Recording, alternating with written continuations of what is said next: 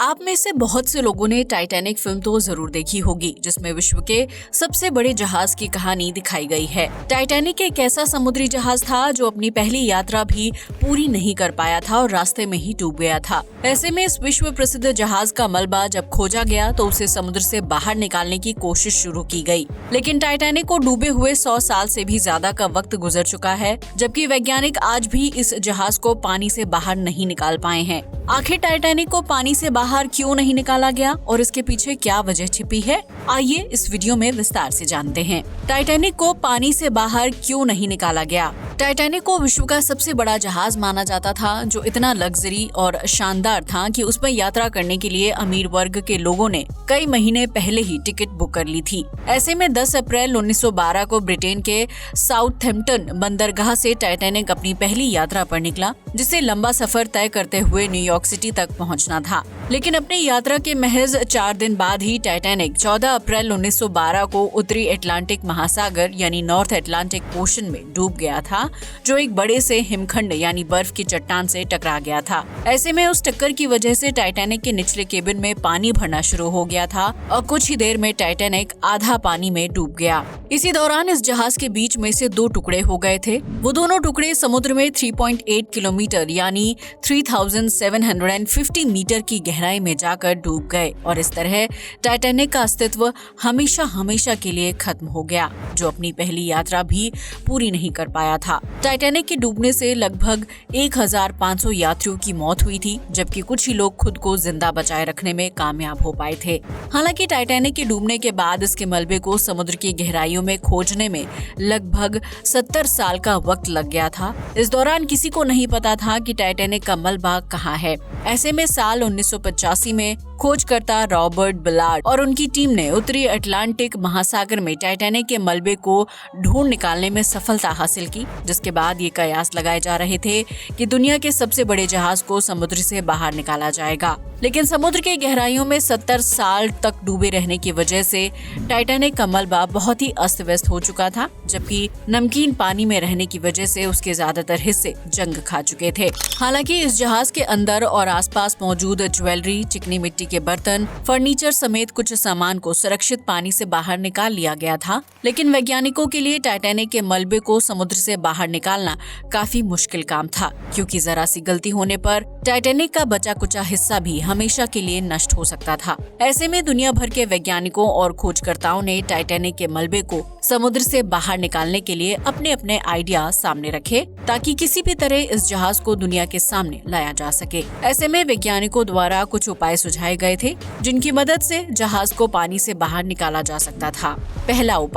पहले उपाय के तहत कुछ वैज्ञानिकों ने तर्क दिया कि टाइटैनिक जहाज को समुद्र से बाहर निकालने के लिए पनडुब्बी या चुंबकीय तरंगों का इस्तेमाल किया जा सकता है। लेकिन इस उपाय में सबसे बड़ी दिक्कत ये थी कि टाइटैनिक जहाज न सिर्फ विशाल था, बल्कि उसका वजन 1.43 लाख टन से भी ज्यादा था। ऐसे में पनडुब्बी की सहायता से इतने बड़े जहाज को पानी से बाहर निकालना असंभव हो गया था, जबकि अगर ऐसा किया जाता तो संभव था कि टाइटैनिक के जंग लगे हिस्से ज्यादा दबाव को झेल नहीं पाते और टूटकर पानी में इधर उधर बिखर जाते। वहीं चुंबकीय तरंगों का इस्तेमाल करके भी टाइटैनिक को पानी से बाहर नहीं निकाला जा सकता था, क्योंकि उसके ज्यादातर हिस्से 70 साल से नमकीन पानी में रहने की वजह से बुरी तरह से जंग खा चुके थे। ऐसे में जंग लगे हिस्सों को चुंबकीय तरंगों की मदद से पानी से खींचकर बाहर निकाल पाना संभव नहीं था, जिसकी वजह से वैज्ञानिकों ने इस उपाय पर ज्यादा काम नहीं किया। दूसरा उपाय, कुछ वैज्ञानिकों ने ये तर्क दिया कि टाइटैनिक के मलबे को समुद्र से बाहर निकालने के लिए पिंग पोंग बॉल्स का इस्तेमाल किया जा सकता है, जो वजन में बहुत ही हल्की होती हैं। ये तर्क देने वाले लोगों का कहना था कि अगर इन हल्की बॉल्स को जहाज में भर दिया जाए तो उसकी वजह से जहाज को पानी में धकेलने और बाहर निकालने में मदद मिल सकती है। लेकिन जब इस सुझाव पर शोध किया गया तो पता चला कि ये लाइट वेट बॉल्स पानी के अत्यधिक दबाव को झेलने में सक्षम नहीं है, जिसकी वजह से अगर इन बॉल्स को समुद्र की गहराइयों में टाइटैनिक जहाज में भर दिया जाता है तो संभव है कि पानी के हाई प्रेशर की वजह से सभी बॉल्स फट जाएंगी और वैज्ञानिकों का समय और पैसा दोनों बर्बाद हो जाएगा। तीसरा सुझाव, टाइटैनिक को समुद्र से बाहर निकालने के लिए तीसरा सुझाव ये दिया गया था कि जहाज को हीलियम गैस से भरे गुब्बारों की मदद से बाहर निकाला जाए, क्योंकि हीलियम गैस से भरे गुब्बारे हवा में उड़कर जहाज को खींचकर बाहर निकाल सकते हैं। लेकिन इस उपाय में सबसे बड़ी समस्या ये थी कि हीलियम गैस भरे गुब्बारों को समुद्र की गहराई तक कैसे ले जाया जाएगा और वहां पानी के अत्यधिक प्रेशर के बीच गुब्बारों में हीलियम गैस भरने का काम कैसे पूरा होगा, क्योंकि टाइटैनिक जैसे बड़े जहाज को खींचने के लिए सैकड़ों हीलियम गैस के गुब्बारों का इस्तेमाल किया जाना था। इसलिए आखिरी में इस सुझाव पर भी वैज्ञानिकों ने कोई काम नहीं किया, क्योंकि इसे फिजिकल तौर पर पूरा कर पाना बहुत ही मुश्किल था और इसके रिजल्ट पर भी तर्क वितर्क की स्थिति बनी हुई थी। चौथा उपाय। इस बीच वैज्ञानिकों ने एक सुझाव ये भी दिया था कि अगर टाइटैनिक को बर्फ की तरह जमा दिया जाए तो उसे समुद्र से बाहर निकालना आसान हो सकता है। दरअसल पानी के मुकाबले बर्फ का घनत्व कम होता है, जिसकी वजह से बर्फ पानी की सतह पर आकर ऊपर तैरने लगती है। ऐसे में सुझाव दिया गया है कि अगर टाइटैनिक के आसपास मौजूद पानी के तापमान को कम कर दिया जाए तो वो बर्फ की तरह जम जाएगा, जिसकी वजह से बर्फ के साथ टाइटैनिक जहाज पानी की सतह पर ऊपर की तरफ आने लगेगा और फिर जहाज को तकनीकी मशीनों की मदद से आसानी से बाहर निकाला जा सकता है।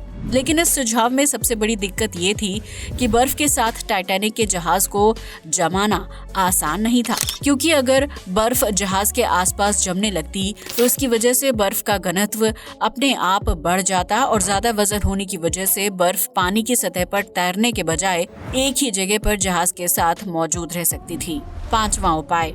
एक वैज्ञानिक ने ये सलाह दी थी कि टाइटैनिक जहाज को समुद्र से बाहर निकालने के लिए नाइट्रोजन गैस का इस्तेमाल किया जा सकता है, लेकिन इस काम को फिजिकल तौर पर पूरा कर पाना बहुत ही मुश्किल था।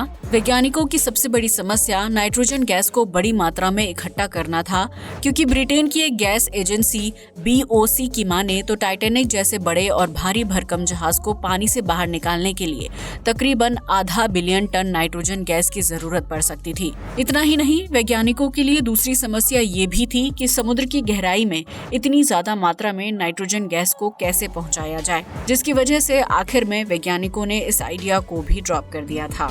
छठा सुझाव। टाइटैनिक को समुद्र से बाहर निकालने के लिए तरह तरह के सुझाव दिए जा रहे थे, लेकिन इन सभी सुझावों को फिजिकल तौर पर कभी अपनाया ही नहीं गया था। आखिर में पनडुब्बी डिजाइनर मिखाइल रुडनित्स्की ने टाइटैनिक को समुद्र से बाहर निकालने के लिए एक सुविधाजनक उपाय सुझाया था, जिस पर काम करने के लिए वैज्ञानिक भी तैयार हो गए थे। मिखाइल के अनुसार सबसे पहले टाइटैनिक जहाज की साफ सफाई करना जरूरी था, क्योंकि 70 साल से पानी में डूबे रहने की वजह से उसमें जंगली घास, पेड़ पौधे और गाद जम चुकी थी। ऐसे में टाइटैनिक अपने वास्तविक वजन से ज्यादा भारी हो गया था, जिसके बाद जहाज को साफ करके उसे रस्सियों की मदद से एक पनडुब्बी और हाईटेक मशीनों के साथ जोड़ा जा सकता था। इन मशीनों को काम करने के लिए ढेर सारी बिजली की जरूरत पड़ती, लिहाजा पानी की सतह पर पावर प्लांट भी बनाना पड़ता। इन सभी कामों को पूरा करने में काफी ज्यादा वक्त और पैसा बर्बाद होने वाला था, जबकि समुद्र की सतह पर बने पावर प्लांट का भविष्य में कोई इस्तेमाल भी नहीं किया जा सकता था। ऐसे में मिखाइल के द्वारा दिए गए सुझाव पर लंबी चर्चा होने के बाद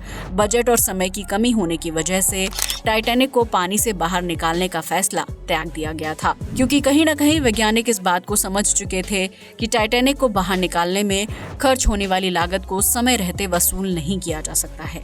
इतना ही नहीं, टाइटैनिक जहाज लंबे वक्त तक समुद्र की गहराइयों में दफन था, जहां ना तो सूरज की रोशनी पहुंच पाती है और ना ही इंसानों का वहां तक जा पाना सुरक्षित है।